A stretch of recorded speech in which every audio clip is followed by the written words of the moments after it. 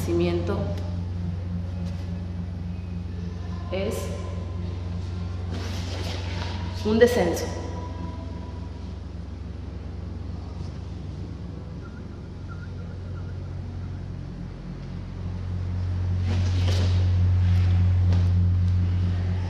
Todo nacimiento es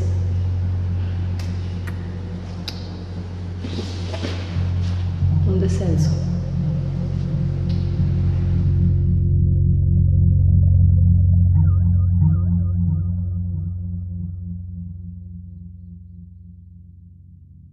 La modernidad es todavía una asignatura pendiente. Es algo que se quiere lograr. Algo que desde la Revolución Francesa, desde el siglo XVIII, con la Ilustración, parece que ya estaba ahí, a la vuelta de la esquina. ¿Qué es eso que estaba ahí, parece tan cerca? Que cada vez íbamos a ir recorriendo un camino de mayor racionalidad, un camino hacia ese objetivo de que la mayor parte de nuestras acciones estén regidas por la razón y por lo tanto seamos mejores como especie, como individuos, como sociedades, porque la racionalidad, que esa es la clave de la modernidad, iba a ocupar todo ese espacio. 200, 300 años han pasado de eso y hay muchos reparos sobre este tema. Uno ya lo ponía Rousseau, que era contemporáneo a todo el fenómeno de la Ilustración, cuando se presenta en ese concurso con un trabajo que había que responder: ¿las ciencias y las artes han significado un progreso de la civilización humana? Y Rousseau dice no. En realidad nosotros a través de la razón no estamos avanzando hacia etapas superiores de organización o de bienestar o de una buena vida, sino que la civilización, a medida que avanza, encuentra al hombre cada vez más alienado y viviendo una vida más pobre. Pues yo pensaría en la modernidad más que como un concepto o una definición propia, como un entendimiento. O sea, pensar en la modernidad en términos de entender diferentes procesos y diferentes dinámicas juntas. La crisis que nos está tocando enfrentar pone en evidencia el fracaso de una serie de discursos y de entendimientos que tienen que ver con muchas cosas en términos de procesos económicos, de relaciones humanas, de desarrollo de la cultura y en sí de los grandes conceptos que la modernidad se suponía que implicaba, ¿no? Que era el orden, el progreso, el desarrollo. No llegamos a ese nivel de progreso, pasamos de la civilización a un caos. No llegamos a este nivel de desarrollo tecnológico y científico al que todo el mundo puede tener acceso. Hay mucha desigualdad en ese ámbito y evidentemente tampoco hemos llegado a una idea de orden. O sea, si hay algo que caracteriza, creo, la modernidad ha sido y es justamente el desorden, es el caos, es la confrontación entre opuestos, es la confrontación entre dualidades, entre cosas que se contraponen.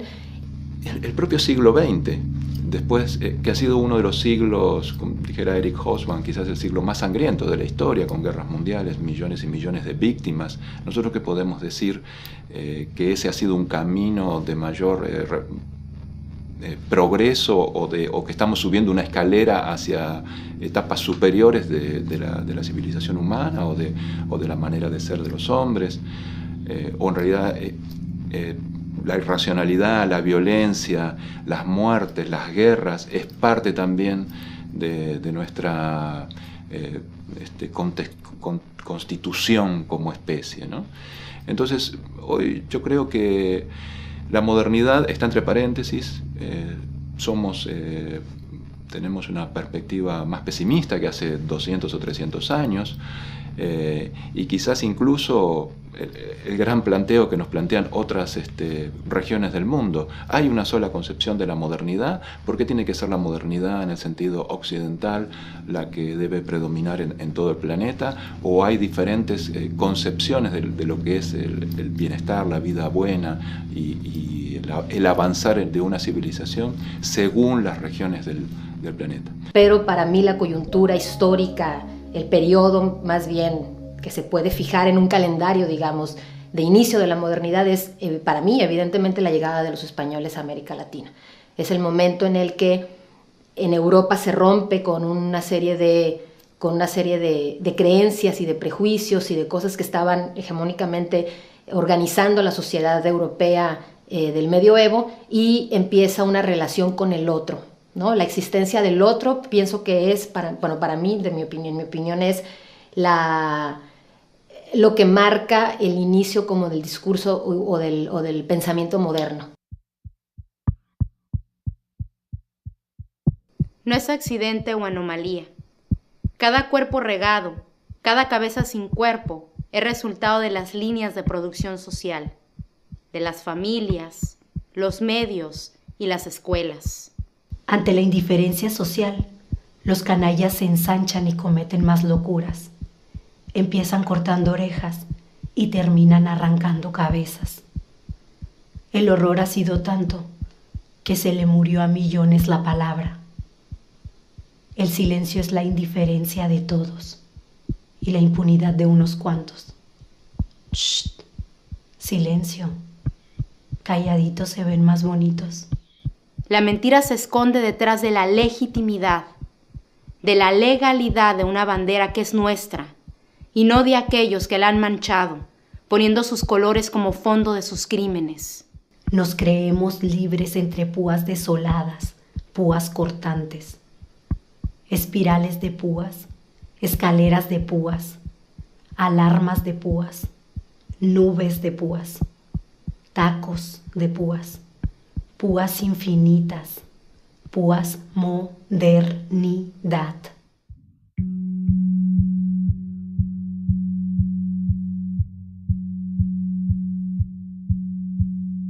Un aspecto fundamental del periodo histórico conocido como modernidad es el desarrollo de tecnologías que permiten la producción y la propagación de mensajes, sean escritos, sean auditivos, sean visuales, claro, la prensa, la radio, la cinematografía, el siglo pasado pues ya la televisión, y a fines del mismo la internet o la red de redes y sus diversas consecuencias, como ahora las social media que conocemos como redes sociales. A partir de estas tecnologías se fueron transformando las relaciones sociales, se fueron transformando también las maneras de construir la opinión pública. La gente ya no tenía que precisamente estar en una situación cara a cara para poder dialogar, y sobre todo cada vez se podía informar a un mayor número de personas. Obviamente esto generó pues grandes posibilidades para las nuevas instituciones que vendrían a controlar las nuevas formas de estructuración social a nivel macro, pues. Pronto también estarían los intentos o los ejercicios de control de la información, hasta llegar a grados escandalosos, digamos, de propaganda, el desarrollo del mismo concepto de propaganda y el ejercicio de la misma, que vaya, cuando pensamos en propaganda, inmediatamente nos remitimos a Hitler, a los nazis, a la Segunda Guerra Mundial. El arte es un proceso, es una herramienta, se podría decir, para tener un proceso interno en donde los artistas van modificando parte de su conciencia, de sus procesos éticos, incluso su estructura psicológica. Se va modificando a través de estos procesos que generalmente o idealmente tendrían que ser procesos éticos. Desde que se inventó el dinero, el arte pues ha tenido esta desventaja, o más bien el mercado se ha aprovechado un poco de los objetos como tal para explotarlos y convertirlos en objetos de consumo también, pues, porque esa es la lógica del capitalismo. Entonces, en relación a eso, tienen sentido las galerías, por ejemplo, que este teórico Michael Lilac habla de la galería como una celda. La función de la galería debería ser el museo, por ejemplo. Creo que el museo tiene esta capacidad de investigar, de ver, de salir a la calle, de ver cuáles son las manifestaciones que están ocurriendo en la calle para poder después agarrarlo y entonces sí mantenerlo como en un acervo histórico de un proceso de una sociedad. Por ejemplo, como uno piensa en la gente que sale en la televisión o la gente que son artistas de Televisa, de TV Azteca. Entonces la gente los considera artistas por salir en la tele, pero no significa que tengan este proceso del que anteriormente hablé, este proceso ético, sino que hay una malversación de lo que es el arte y la gente se vuelve entonces muy conformista en relación a que el arte no cuestiona nada, solamente perpetúa modelos de ocio, incluso posturas en relación al machismo. Todo este bagaje está bien incluido dentro de la televisión, que hace mucho daño a la sociedad, y eso es lo más cercano que tenemos a un arte público, pues.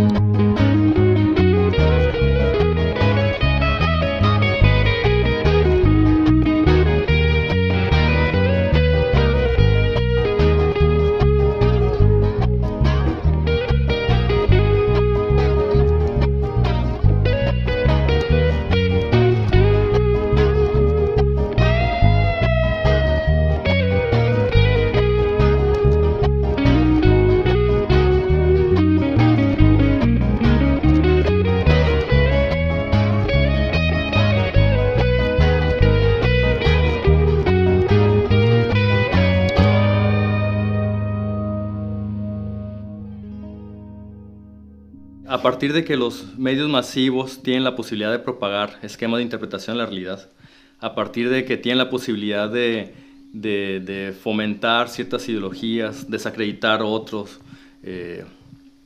aparatos ideológicos, se han convertido en un poder pues muy cabrón, en un poder a veces apabullante, pues, o el intento de ejercer un poder apabullante. Pues hay esfuerzos millonarios y constantes, 24/7, o sea, todos los días, todas las semanas, hay un flujo constante de información que, pues, dentro de la cual van mensajes que pretenden que aceptemos, pues, que aceptemos el estado actual de las cosas. ¿Y a qué me refiero con el estado actual de las cosas? Pues me refiero, por ejemplo, a que nos traguemos fraudes electorales, ¿no? Que nos traguemos una simulación de democracia, pues el ejercicio de estos ahora poderes fácticos que operan por encima, por debajo, por un lado y por otro, o sea, se pasan por los huevos, pues, la Constitución. La modernidad implica la expresión económica del postcapitalismo, que no lo llamamos así, pero es como una idea que viene por el postcapitalismo, que sería el neoliberalismo, ¿no? El neoliberalismo como la corona del proyecto moderno, del proyecto de la modernidad. En México ha sido un proyecto, bueno, que ya sabemos, instaurado, impuesto desde afuera, desde mediados de los años 80, es una política global, económica, pero que en México ha tenido unos efectos devastadores, ¿no?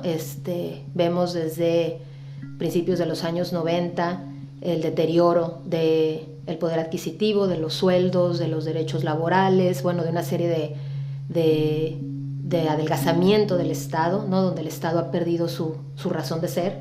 Evidentemente, la palabra soberanía ahora es una palabra que no tiene contenido, es una palabra sin contenido.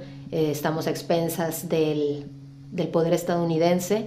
La globalización es un proceso que se da dentro de la modernidad y es un proceso que tiene que ver más con la cuestión económica, con la cuestión de la economía global, de la instauración de un proyecto global de política económica que tiene que ver con esos capitales financieros, estos movimientos transnacionales, la presencia de empresas extranjeras en otros lugares y su influencia, ¿no? Y su influencia en nuestras vidas cotidianas totales. O sea, nosotros comemos exactamente lo mismo que pueden comer en China o que pueden comer en Sudáfrica.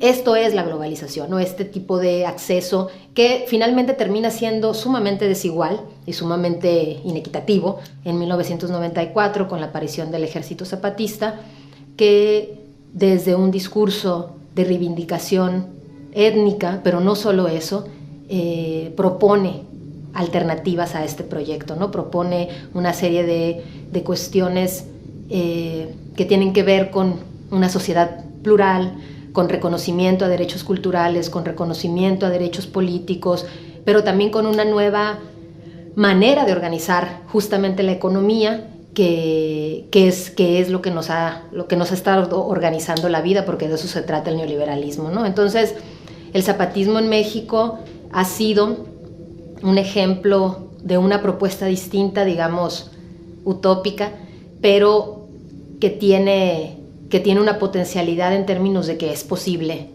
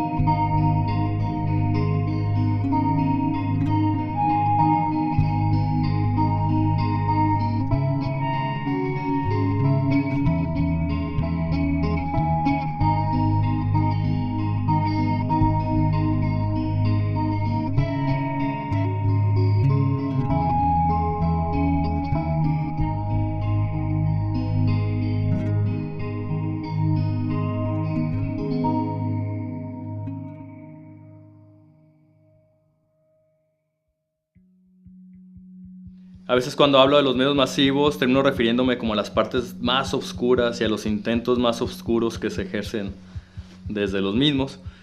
Sin embargo, pues siempre habrá una contraparte, ¿sí? Siempre habrá una contraparte y siempre habrá mentes libertarias, mentes inquietas, si quieren decir revolucionarias, inconformes. De este intento de medio de comunicación para fines belicosos, pues, para la guerra, se desprende, se sale el control, pues, se genera lo que conocemos como Internet, y a partir de también de, pues, tecnologías videográficas, fotográficas, a partir de los dispositivos de telefonía móvil, pues se generan otras posibilidades y cada vez tenemos más gente produciendo mensajes audiovisuales, produciendo otras retóricas. Tenemos plataformas como Facebook, como YouTube, como Twitter, que nos permiten manejarnos en planos simultáneos.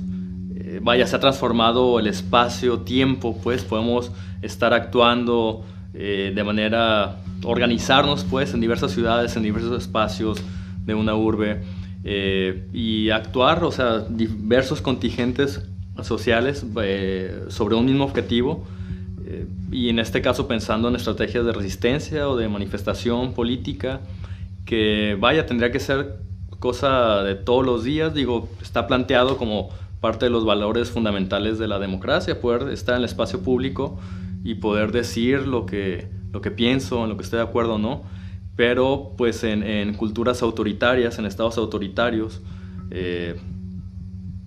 pues hay que aplicar estrategias pues bastante guerrilleras, en términos no de violencia, sino de acción, ¿no? Inmediata, organización y demás.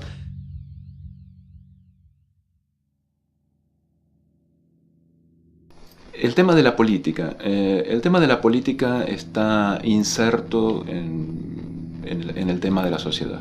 Es decir, si quisiéramos encontrar sociedades que no hubieran pensado la política o que no se hubieran organizado políticamente, seguramente no la encontraríamos. ¿Por qué? Porque la política es cómo se organiza el poder en una sociedad, y todas las sociedades tienen alguna forma de organizar el poder. Es decir, que todas las sociedades tienen o han tenido y tendrán actividad política, y por lo tanto la reflexión sobre la política prácticamente está en el origen de la civilización occidental. Nosotros tomamos ese origen sobre Grecia porque allí en Atenas, con Platón y luego con Aristóteles, están los primeros pensadores sistemáticos sobre la política y que además escribieron sobre la política. La sociedad. Bueno, vivir en sociedad. Los hombres son seres gregarios. Como decía Aristóteles, el hombre es un animal político. ¿Qué quiere decir que es un animal político? Quería decir Aristóteles que el hombre vive en polis. Él decía, si alguien vive fuera de la polis, es decir, fuera de la ciudad-estado, fuera de la sociedad, o es algo menos que un hombre, una bestia, o es algo más que un hombre, un dios. Lo esencial al hombre es vivir en sociedad. En eso soy marxista. Marx criticaba lo que él llamaba las Robinsonadas de Rousseau. Recordemos que Rousseau pensaba que en el inicio de los tiempos puede haber existido el buen salvaje, es decir, alguien que vivió aislado, solo, con muy poco contacto con otros individuos de su especie, o ninguno, y que después por evolución se fue pasando a la vida en sociedad.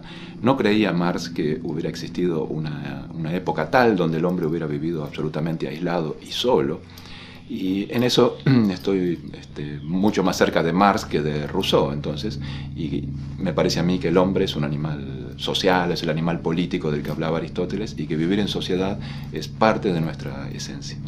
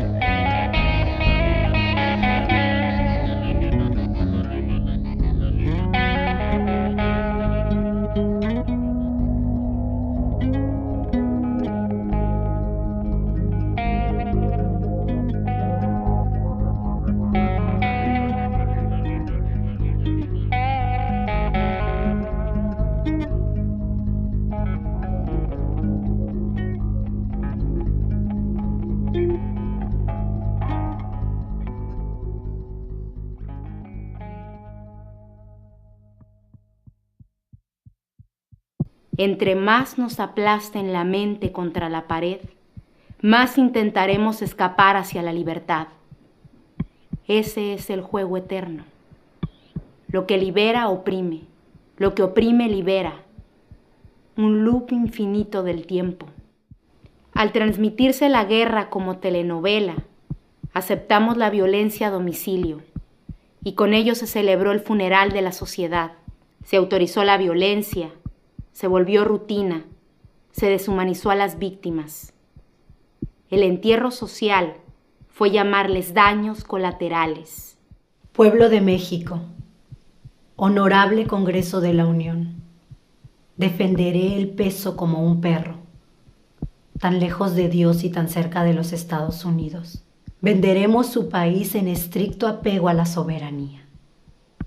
Ni los veo ni los oigo, compatriotas. Compatriotas, vivan los héroes que nos dieron patria e impunidad. Viva Azcárraga, viva Azcárraga, viva Televisa y las telenovelas que nos dieron matria.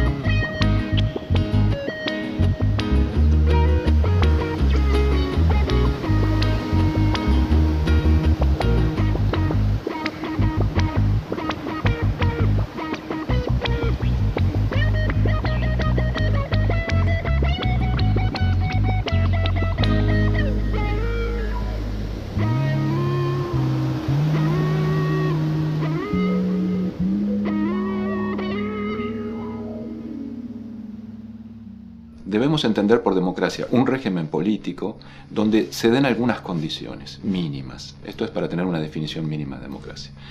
Tiene que haber elecciones, las elecciones tienen que ser regulares, tienen que ser limpias, es decir, sin fraude.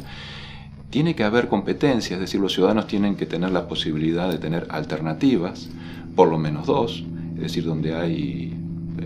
tiene que haber al menos dos partidos o dos organizaciones de tipo política en las cuales los ciudadanos vean alternativas, si hay más mejor, hacia la pluralidad de esa democracia.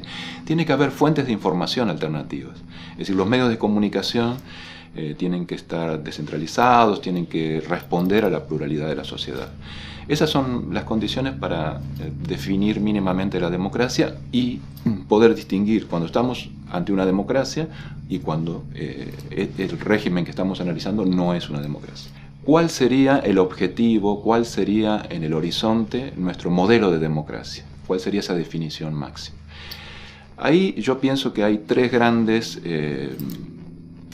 tipos que no son contradictorios, sino que son complementarios de cómo entender una definición máxima de democracia.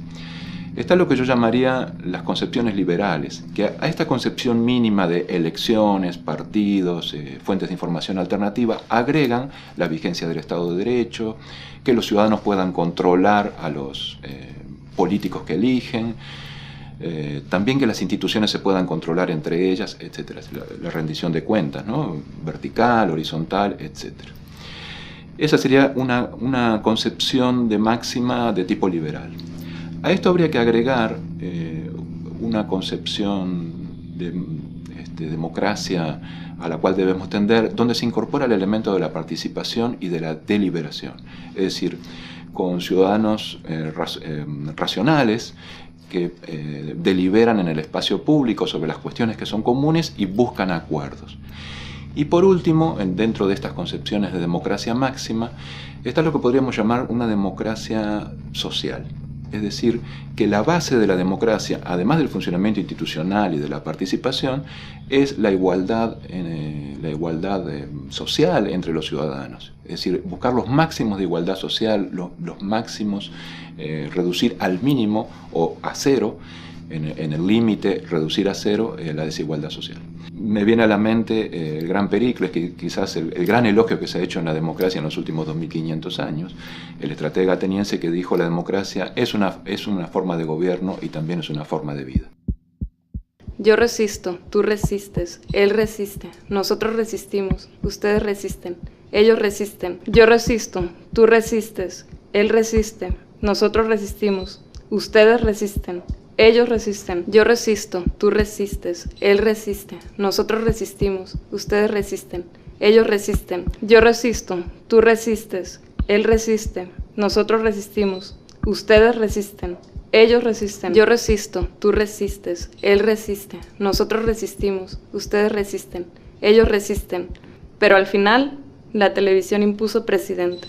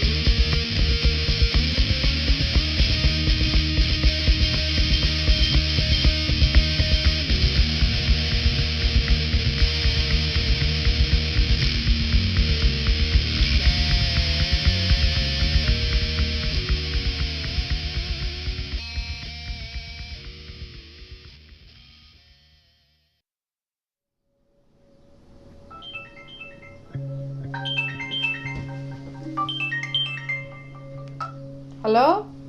No existe tiranía peor que la ejercida a la sombra de las leyes y con apariencia de justicia. No, pues estuvimos platicando, nos sentamos, él me expuso, yo le dije, yo vengo a recoger el lenguaje del viento, aunque a usted le moleste, pajarraco. Recuerda que el secreto de la felicidad está en la libertad y el secreto de la libertad en el coraje.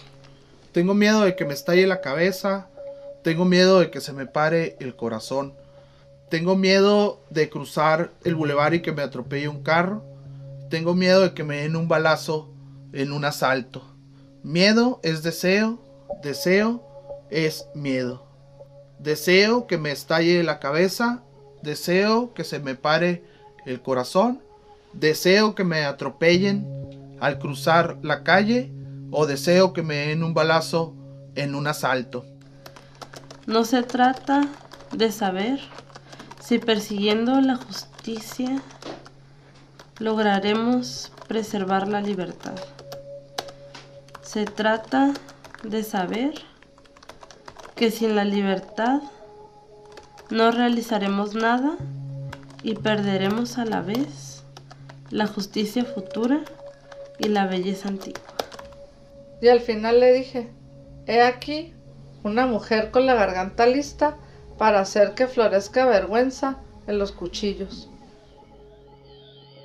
Si lo entendemos como un régimen político, como el régimen político que se opone a la democracia, bueno, el autoritarismo podemos definirlo como un régimen político donde no existen las elecciones o las elecciones no son limpias, donde no hay alternativas políticas, donde no hay medios de comunicación alternativos, sino que se viven situaciones de duopolio o oligopolio de los medios de comunicación, donde los ciudadanos no pueden elegir libremente, no se pueden asociar. Es decir, hay diversas características. Ahora, así como no existe la democracia perfecta, tampoco existe el autoritarismo perfecto. Y eso es lo que hace más complejo el análisis, porque muchas veces nos enfrentamos a analizar un régimen político y se nos aparecen elementos de la democracia mezclados con elementos del autoritarismo, lo que llamamos regímenes híbridos, donde es difícil dar una definición categórica de esto es una democracia o no, y esto es un autoritarismo, sino que se presentan camaleónicamente mezclados elementos de uno y de otros. Y en América Latina tenemos muchos de estas situaciones.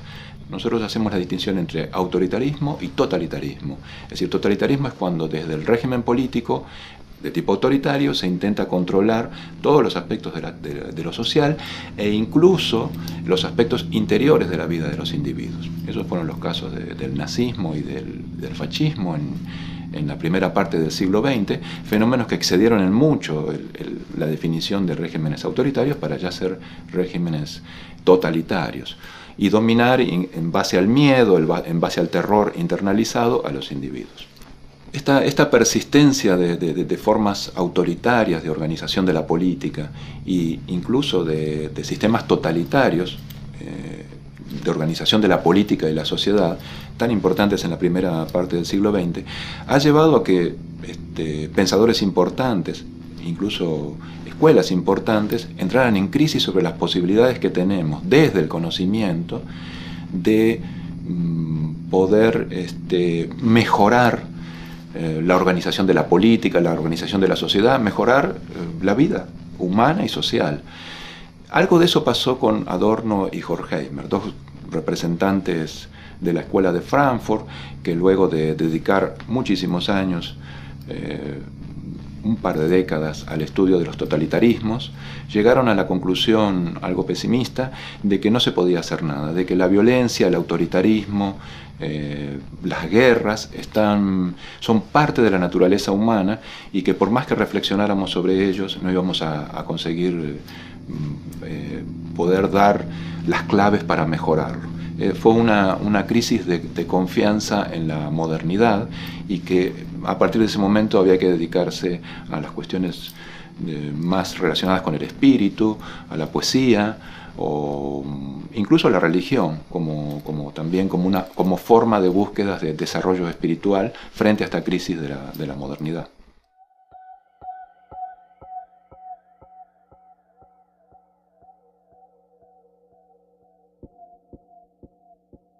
El mal. Mientras los escupitajos rojos de la metralla silban todo el día en el infierno del cielo azul, mientras escarlatas o verdes junto al rey burlón se desploman en masa los batallones bajo el fuego, mientras una espantosa locura machaca y hace de 100 millares de hombres una pila humeante. Pobres muertos, en el verano, en la hierba, en tu alegría. Oh naturaleza, tú que hiciste a estos hombres santamente. Hay un Dios que se ríe de las telas adamascadas, de los altares, del incienso, de los grandes cálices de oro. Un Dios que con el balanceo de los hosanas se duerme y solo se despierta cuando algunas madres, recogidas en su angustia y llorando bajo su vieja toca negra, le dan una perra gorda liada en su pañuelo.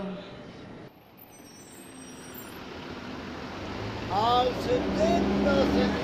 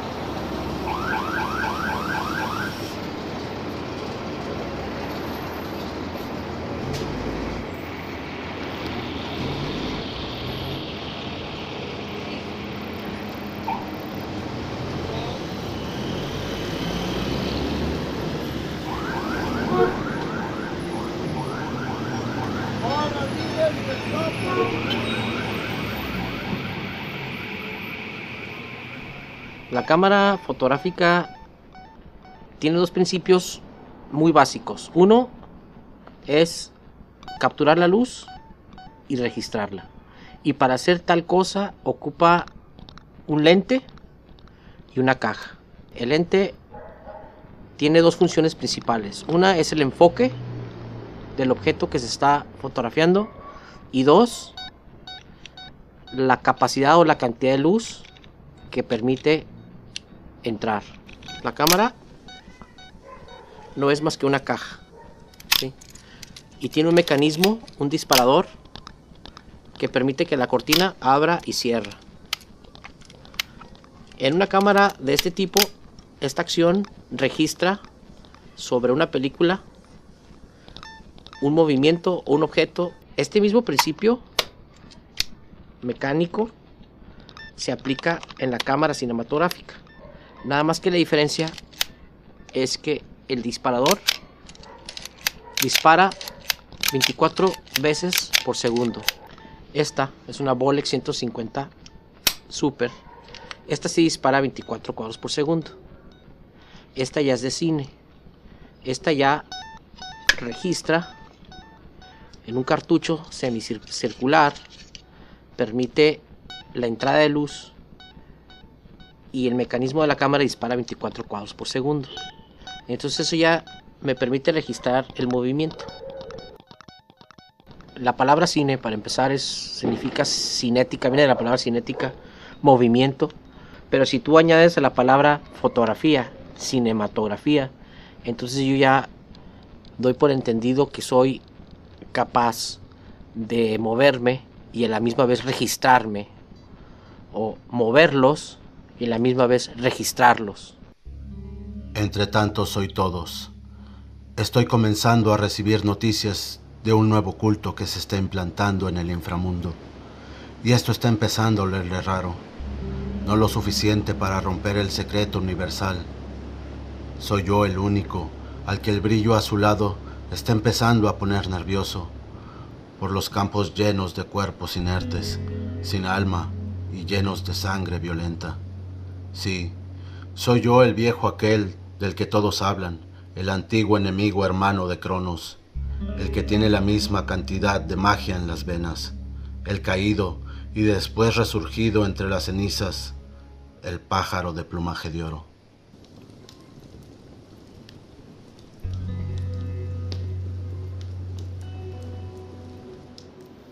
Fui un gato que dormía al lado de un Buda en un templo budista.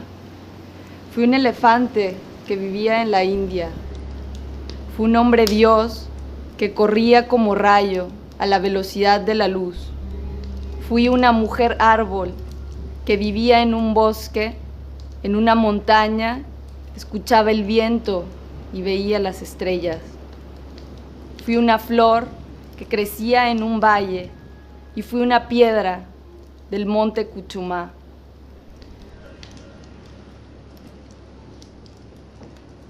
Pero no estoy aquí sino para darle luz al guerrero en las tinieblas de su mente, ese lugar que conozco como la palma de mi mano, donde caminé por muchos siglos y fui poco a poco siendo olvidado, tan antiguo que me olvidé del porqué, de la causa del poder, que ahora todo encandila. El oleaje es ahora un gigantesco cementerio de razones sin equilibrio. En el sueño eterno, la belleza es lo más poderoso, la insignificancia, mi arma secreta, la nada y todo, mi vida. Estoy aquí porque esa luz nunca dejó de brillar. En el fondo, mi muerte nunca fue ni será. Siempre bailaré la danza de lo bien vivido a razón e idea. Pero sobre todo acción, movimiento y la más pura conexión con la Madre Tierra. Entre tantos, soy todos.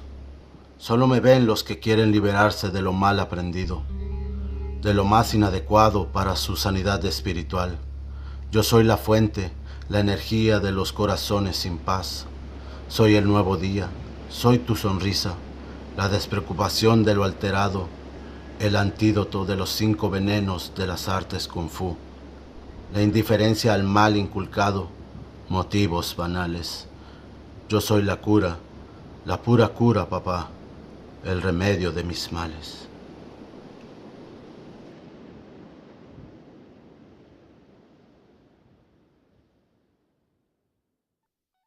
La decisión y la acción de salir a la calle, más allá de todos los contenidos que tenga la obra que se presenta en la calle, la fuerza que tiene el arte público o el arte en la vía pública es esta capacidad de decisión de salir a hacer las cosas.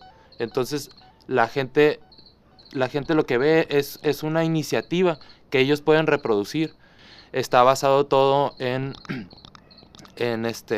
una conceptualización de la mente humana en relación a la filosofía antigua mexicana, en donde nosotros retomamos esta poética antigua, estas manifestaciones que tienen que ver con deidades, con dioses, pero esos dioses son la representación de la misma psicología humana. Entonces sus dioses son el espejo de los procesos mentales que tenían o que tenemos ahorita también los mexicanos. Traer estas imágenes y esta poética al espacio público permite primeramente una reconexión con esto que se ha ido perdiendo de lo mexicano y después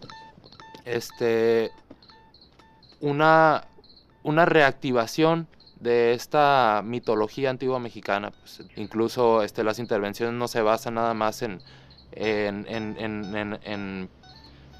intervenir paredes, sino que además también es la intervención de la ropa, cómo nos vestimos, qué es lo que traemos en las camisetas. Entonces la intervención pública en relación a eso se vuelve bien vasto, pues, porque se puede hacer de diferentes maneras.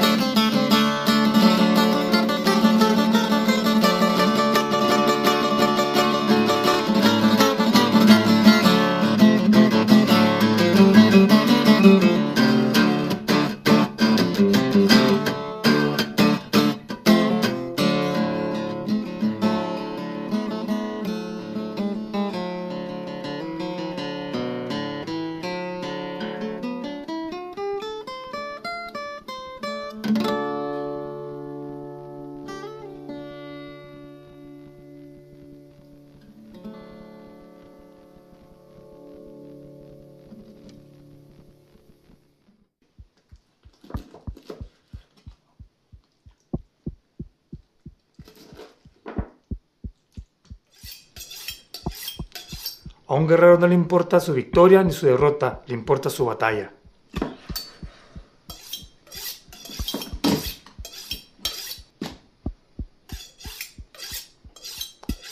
Me transformé cuando borré mis dudas. Soy la imagen de ti que no quieres ver. Soy el humo en el espejo. Soy el humo en el espejo.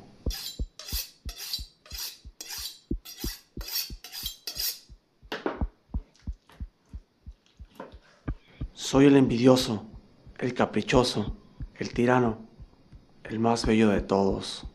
Soy el viento destructor que te derrumba cuando estás a punto de zarpar. Un guerrero trata todo con respeto y no pisotea nada a menos que tenga que hacerlo. Un guerrero, mi amiguito, es alguien que siempre manda.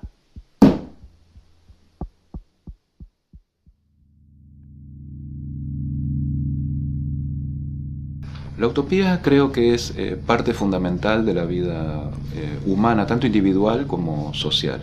Es decir, tener esos objetivos, esas metas hacia dónde tender. Las tiene el individuo, que continuamente va trazando, intentando trazar su vida respecto a algunas metas que se fija, y también la sociedad. La sociedad también se fija metas y, digamos, intenta organizar la vida hacia la consecución de esas metas. Creo que la utopía entonces tiene un papel fundamental y siempre está presente en la vida de las sociedades. El horizonte hacia dónde tender. Eso pasa en la política. Cuando uno piensa en definiciones mínimas y máximas de democracia, las definiciones máximas de democracia son esas utopías hacia las cuales los que organizan la política desde un punto de vista democrático quieren tender o quieren lograr.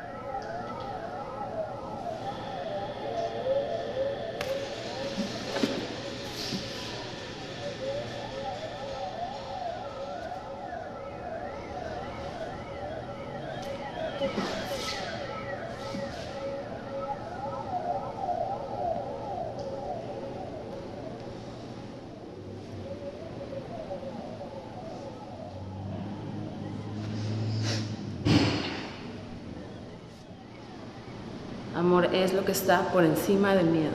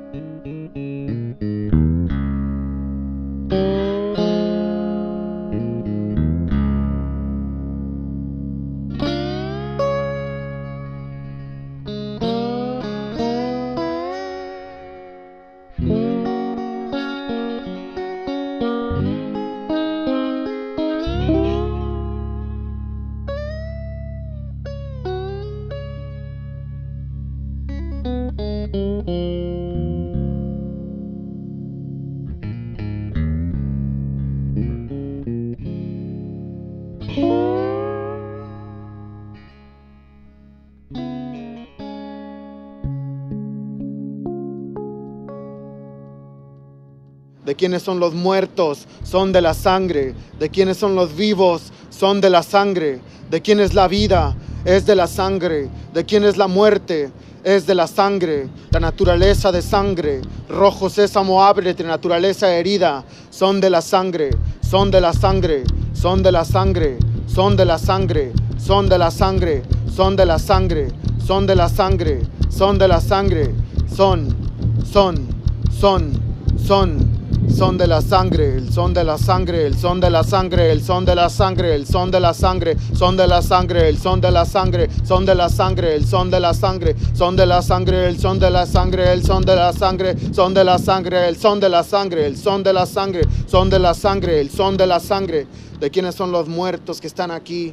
Los muertos que aún no vienen, los muertos que aún no nacen, los muertos que aún no vienen y no nacen, son de la sangre. ¿De quiénes son los vivos que ya murieron pero están aquí? Son de la sangre. ¿De quiénes son los vivos que van a morir y están muriendo todos los días? Son de la sangre. ¿De quién es esta tierra? Es de la sangre. ¿De quién es la tierra? Es de la sangre. ¿De quién es este planeta? Es de la sangre. ¿De quién es este país? Es de la sangre. Esta ciudad es de la sangre, este cuerpo es de la sangre, este niño es de la sangre, esta mujer es de la sangre, son de la sangre, todos somos son de la sangre, todos somos el son de la sangre, el son de la sangre, el son de la sangre, el son de la sangre. ¿Qué es el corazón? El son de la sangre. Este es el corazón, es de la sangre, es de la sangre, es de la sangre, es de la sangre.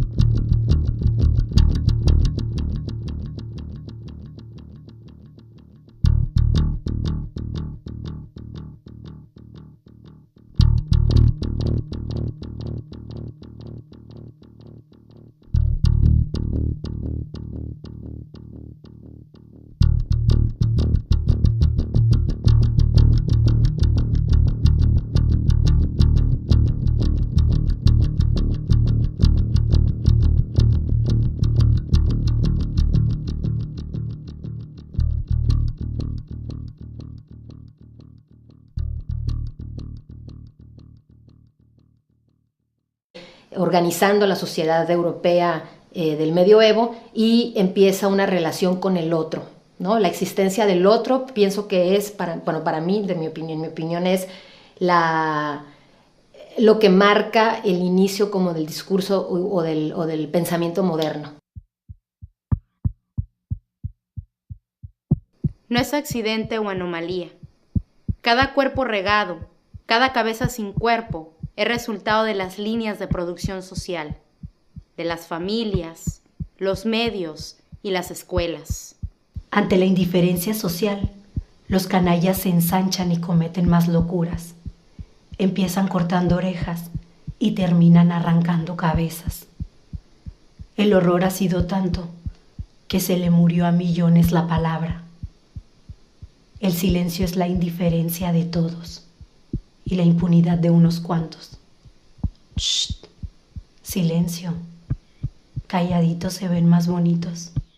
La mentira se esconde detrás de la legitimidad, de la legalidad de una bandera que es nuestra, y no de aquellos que la han manchado, poniendo sus colores como fondo de sus crímenes. Nos creemos libres entre púas desoladas, púas cortantes, espirales de púas, escaleras de púas, alarmas de púas, nubes de púas, tacos de púas. púas infinitas, púas modernidad.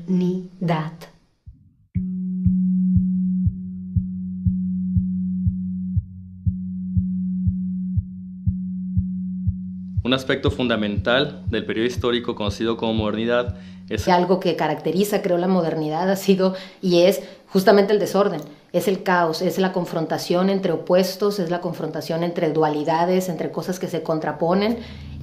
El propio siglo XX, después que ha sido uno de los siglos, como dijera Eric Hobsbawm, quizás el siglo más sangriento de la historia, con guerras mundiales, millones y millones de víctimas. Nosotros que podemos decir que ese ha sido un camino de mayor progreso o que estamos subiendo una escalera hacia etapas superiores de la civilización humana o de la manera de ser de los hombres, o en realidad la irracionalidad, la violencia, las muertes, las guerras, es parte también de nuestra constitución como especie, ¿no? Entonces, hoy yo creo que la modernidad está entre paréntesis, tenemos una perspectiva más pesimista que hace 200 o 300 años, y quizás incluso el gran planteo que nos plantean otras regiones del mundo. ¿Hay una sola concepción de la modernidad? ¿Por qué tiene que ser la modernidad en el sentido occidental la que debe predominar en todo el planeta? ¿O hay diferentes concepciones de lo que es el bienestar, la vida buena y el avanzar de una civilización según las regiones del planeta? Pero para mí la coyuntura histórica, el periodo más bien que se puede fijar en un calendario, digamos, de inicio de la modernidad es, para mí, evidentemente, la llegada de los españoles a América Latina. Es el momento en el que en Europa se rompe con una serie de creencias y de prejuicios y de cosas que estaban hegemónicamente... Sociedades, porque la racionalidad, que esa es la clave de la modernidad, iba a ocupar todo ese espacio. 200, 300 años han pasado de eso y hay muchos reparos sobre este tema. Uno ya lo ponía Rousseau, que era contemporáneo a todo el fenómeno de la Ilustración, cuando se presenta en ese concurso con un trabajo que había que responder: ¿las ciencias y las artes han significado un progreso de la civilización humana? Y Rousseau dice no. En realidad nosotros a través de la razón no estamos avanzando hacia etapas superiores de organización o de bienestar o de una buena vida, sino que la civilización a medida que avanza encuentra al hombre cada vez más alienado y viviendo una vida más pobre. Pues yo pensaría en la modernidad más que como un concepto o una definición propia, como un entendimiento. O sea, pensar en la modernidad en términos de entender diferentes procesos y diferentes dinámicas juntas. La crisis que nos está tocando enfrentar pone en evidencia el fracaso de una serie de discursos y de entendimientos que tienen que ver con muchas cosas en términos de procesos económicos, de relaciones humanas, de desarrollo de la cultura y en sí de los grandes conceptos que la modernidad se suponía que implicaba, ¿no? Que era el orden, el progreso, el desarrollo. No llegamos a ese nivel de progreso, pasamos de la civilización a un caos. No llegamos a este nivel de desarrollo tecnológico y científico al que todo el mundo puede tener acceso. Hay mucha desigualdad en ese ámbito y evidentemente tampoco hemos llegado a una idea de orden. O sea, si hay... El desarrollo de tecnologías que permiten la producción y la propagación de mensajes, sean escritos, sean auditivos, sean visuales, claro, la prensa, la radio, la cinematografía, el siglo pasado pues ya la televisión y a fines del mismo la internet o la red de redes y sus diversas consecuencias como ahora las social media que conocemos como redes sociales. A partir de estas tecnologías se fueron transformando las relaciones sociales, se fueron transformando también las maneras de construir la opinión pública.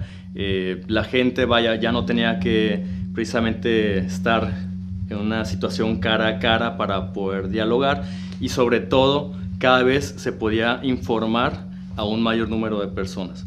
Obviamente Esto generó pues grandes posibilidades para las nuevas instituciones que vendrían a controlar las nuevas formas de estructuración social a nivel macro, pues. Pronto también estarían los intentos o los ejercicios de control de la información, hasta llegar a grados escandalosos, digamos, de propaganda, el desarrollo del mismo concepto de propaganda y el ejercicio de la misma, que vaya, cuando pensamos en propaganda, inmediatamente nos remitimos a Hitler, a los nazis, a la Segunda Guerra Mundial. El arte es un proceso, es una herramienta, se podría decir, para tener un proceso interno en donde los artistas...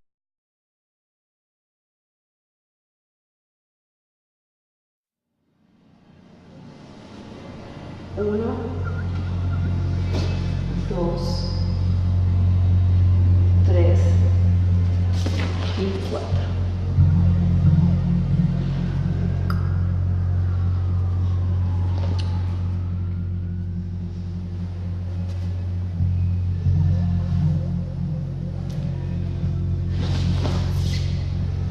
Todo nacimiento es un descenso.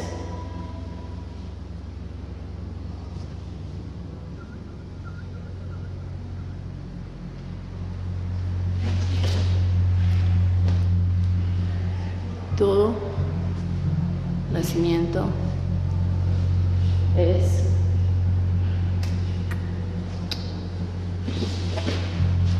un descenso.